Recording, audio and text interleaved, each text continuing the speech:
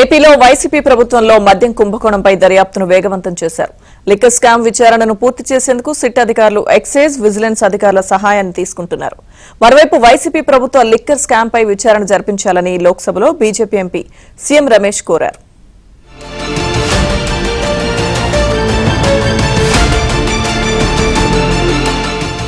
ఏపీలో వైసీపీ హయాంలో మద్యం వ్యాపారాన్ని ప్రభుత్వం నిర్వహించింది.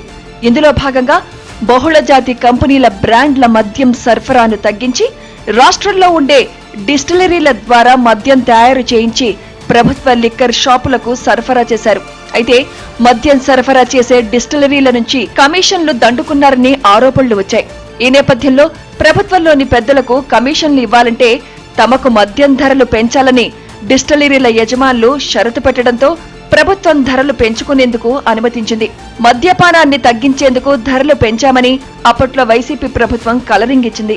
కానీ కూటమి ప్రభుత్వ అధికారంలోకి వచ్చిన తర్వాత వైసీపీ ప్రభుత్వంలో జరిగిన మద్యం కుంభకోణంపై అధికారులు ఇచ్చిన ఫిర్యాదుతో సిఐడి కేసు నమోదు చేయడమే కాకుండా కీలక సాక్ష్యాధారాలు సేకరించింది. మన లిక్కర్ స్కామ్ చూస్తే 20,000 కోట్ల దాకా ఉంది. 20,000 కోట్లు ఉన్నప్పుడు దీంట్లో ఎవరెవరు ఇన్వాల్వ్ అయినారు? మిథున్ రెడ్డితో పాటు ఇంకెవరెవరు ఇన్వాల్వ్ అయి ఉన్నారు? ఇది ఎక్కడి వరకు చేరింది? ఇవన్నీ కూడా ఇన్వెస్టిగేషన్ చేయాలి.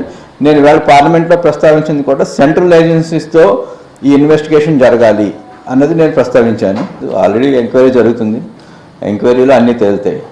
ఎంక్వైరీలో అతను మద్యం హోల్సేల్ వ్యాపారాల నుంచి తీసుకున్న డబ్బులే కాకుండా అతను మ్యాన్ పవర్ నిమిత్తం కూడా డబ్బులు తీసుకున్నాడు. ఇవన్నీ కూడా బయటపడతాయి.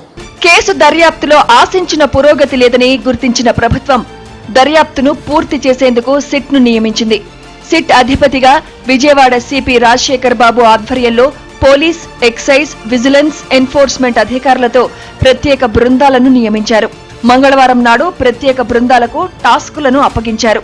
ఇప్పటి వరకు సిఐడి నిర్వహించిన దర్యాప్తుకు సంబంధించి ఫైళ్లను సిట్ బృందం సేకరించింది. అయితే కమిషన్లను డిస్టిలరీల నుంచి ఎవరు సేకరించారు, అవి ఎవరి వద్దకు వెళ్లాయి అనే అంశంపై సిట్ కూపీలాగుతోంది.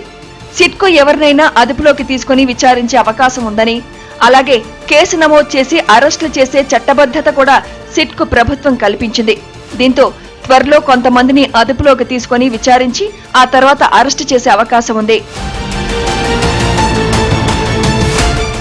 ఇక లోక్సభ 0 అవర్లో ఏపీ లిక్కర్ పాలసీ అంశాన్ని బీజేపీ ఎంపీ సీఎం రమేష్ లేవనెత్తారు. వైసీపీ ప్రభుత్వంలో భారీ లిక్కర్ స్కామ్ జరిగిందని సభ దృష్టికి తీసుకెళ్లారు.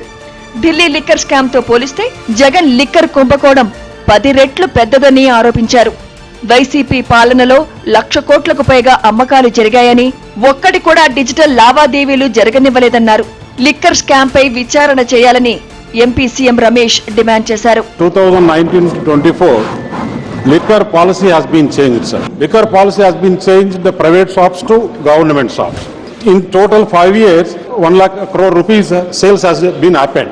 All has been by cash transaction. There is no single digital payment. There is no single digital payment. And all shops employees also in contract basis. Last government, YSR Jagan government has given, sir. Comparatively, Delhi scam 2,500 crores.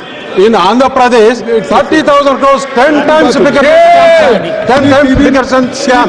ప్రతి 15 రోజులకు ఒకసారి SIT బృందం తమ దర్యాప్తు పురోగతి నివేదికను CID DG Ravishankar Ayyanar ద్వారా ప్రభుత్వానికి అందించాలని ఆదేశాలు ఇచ్చారు.